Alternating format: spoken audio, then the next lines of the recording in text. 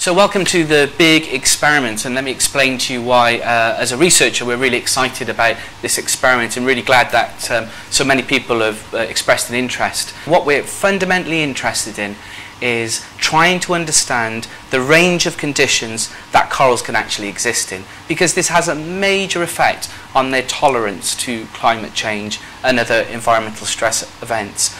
Now, whilst we've been working in close partnerships with industry partners and public aquaria, and also to maybe a lesser extent hobbyists, what we did clearly identify that there was a huge amount of expertise out there in the UK and beyond, which is currently not being tapped into by researchers. So expertise in terms of the amount of knowledge that's held in the public domain, but also in terms of the facilities. Now, it's very difficult for us as researchers to do all the experiments that we want to do. We'd have to maybe have a whole university's worth of aquaria. But what is clear is that if you look outside of academia, that there are many, many thousands of individuals who have their own coral tanks, who have different coral species, and these coral species are grown under different types of conditions.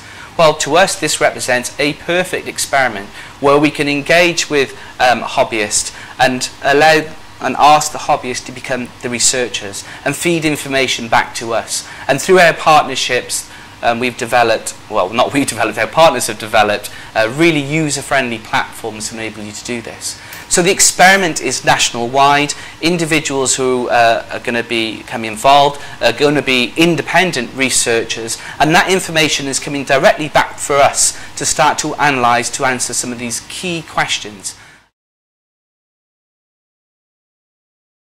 So what types of information we're going to be looking for? Well, it's actually quite varied. We want to make the most of your time in your facilities to get as much out as we possibly can. And actually, which might seem a little bit strange, but the questions that we're interested in as researchers and conservationists are very similar to what hobbyists and industry are interested in. So the types of information we really want to know is what types of coral species are you holding? What types of diseases and health issues related to your corals are you experiencing? Do you find rapid tissue necrosis for certain species, for not others?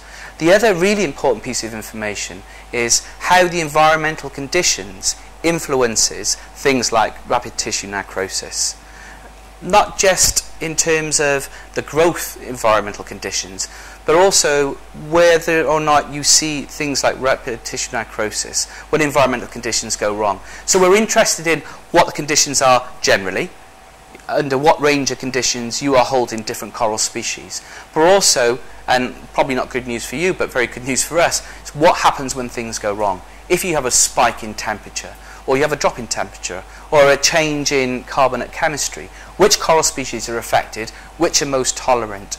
Do those sort of scale of vulnerability, does that really map onto what we're seeing in the field? We know what's happening out there, but can we use your systems to test some of these hypotheses? If we can get that information, we can be very, very happy indeed.